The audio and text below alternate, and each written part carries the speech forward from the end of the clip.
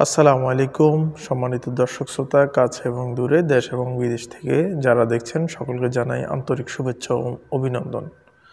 আজকের ভিডিওটি খুবই ইম্পর্টেন্ট এবং খুবই আপনাদের ইনফরমেটিভ ভিডিও। অবশ্যই পুরো ভিডিওটি দেখার জন্য আপনাদেরকে অনুরোধ করলাম। পুরো ভিডিওটির মাধ্যমে আপনারা জানতে পারবেন যারা সংযুক্ত আরব আমিরাতে আগামীতে আসতে চাচ্ছেন, ভিজিট ভিসা হোক লেবার ভিসা হোক, তাদের উদ্দেশ্যে 2022 সালে আমার অভিজ্ঞতা থেকে আমি আপনাদেরকে এই বিষয়টা বলবো। আমি যেটা নিজের চোখে দেখেছি সেই বিষয়ে কথা বলবো, আপনাদেরকে জানানোর দরকার, সেই জন্য ভিসা খোলার আগে এই বিষয়টা নিয়ে ভিডিওটা বানালাম।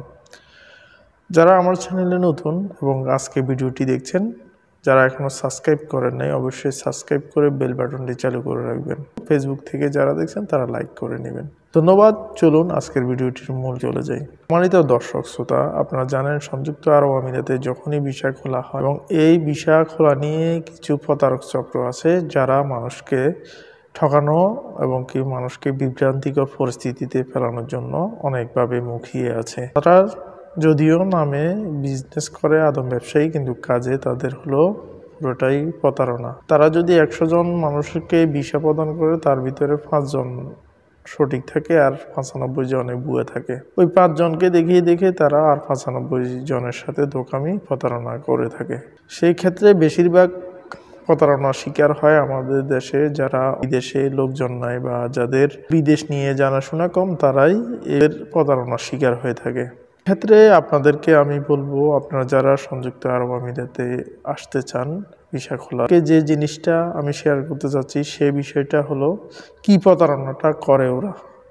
প্রতারণাটার ধরন হলো এমন, যদি ভিজিট বিষয়ে লোক আনে সব কিছু ঠিকঠাক মতো এনে ভিজিট ভিসা এনে এমপ্লয়মেন্ট ভিসা করে দিবে বলে আপনার কাছ থেকে অ্যাডভান্স ভিজিট ভিসার কাগজপত্র আপনাকে পাঠায়, সব কিছু ঠিক, টিকিট পুরো সব ঠিক, ভিজিট ভিসার সম্পূর্ণ প্রক্রিয়া ঠিক, কিন্তু ভিজিট ভিসা আপনাকে মোটামুটি নেওয়ার প্রক্রিয়া এমন সূক্ষ্মভাবে করে এটাতে কোনো ত্রুটি থাকে না। এটা নিয়ে আপনি যখন সংযুক্ত আরব আমিরাতে আসবেন, আপনি এয়ারপোর্ট থেকে পার হবেন, কিন্তু তার আগে আপনার কাছ থেকে সব টাকা ভিজিট ভিসা থেকে কনভার্ট করে যে এমপ্লয়মেন্ট ভিসা করবে তার টাকাও কিন্তু এরা নিয়ে নেয়। নেওয়ার পরে কি করে, আপনাকে ভিজিট ভিসা এই দেশে আনে, নিয়ে আপনার এয়ারপোর্ট থেকে আপনাকে রিসিভ করার মতো লোক আপনি খুঁজে পাবেন না। যখন ওই লোকদেরকে ফোন করা হয়, ওই দালাল চক্রটি আর ফোন ওঠে না বা ফোন ধরে না। সেক্ষেত্রে আপনি ভিজিট বিষয়টা ভিজিটে আসলেন, ঠিক আছে, আপনি এয়ারপোর্ট থেকে এক্সিট হওয়ার পরে আপনি আর তাদের খোঁজ পাবেন না। এভাবে আপনারা নতুন যারা বিদেশে আসতেছেন তাদের অনেকেই এই প্রতারণার শিকার হয়ে থাকেন।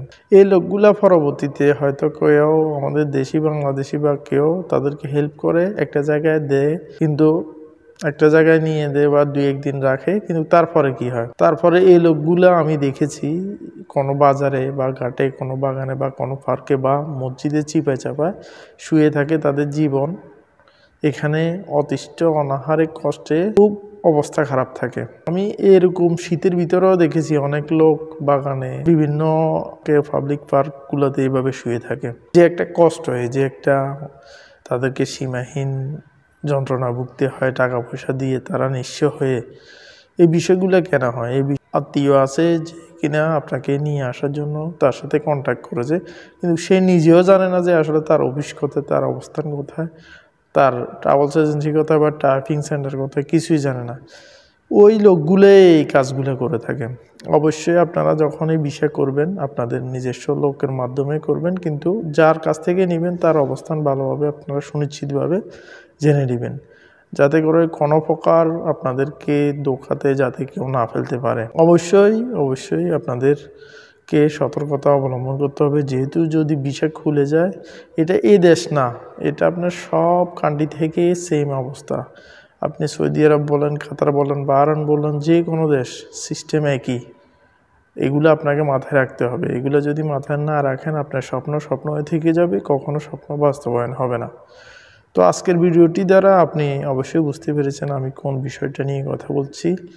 এটা আপনার ভিজিট ভিসার ক্ষেত্রে বেশিরভাগ এই সমস্যাটা হয়, এমপ্লয়মেন্ট ভিসাও বেশিরভাগ ক্ষেত্রে এরকম হতে পারে। তবে অবশ্যই আপনারা মাথায় রাখবেন, অবশ্যই আপনার বিশ্বস্ত লোক ছাড়া এই বিষয়গুলো নেবেন না এবং কি বিষয়ের ক্ষেত্রে প্রতারিত হবেন না। ধন্যবাদ। নতুন যারা দুবাই আসতে চাচ্ছেন বা পৃথিবীর যে কোনো দেশে যেতে চাচ্ছেন মধ্যপ্রাচ্যের, এইগুলো মাথায় রাখবেন। তো আজকের ভিডিওটি এ পর্যন্তই। সবার সুস্বাস্থ্য দীর্ঘায়ু কামনা করে এখানে শেষ করছি। আল্লাহ হাফেজ।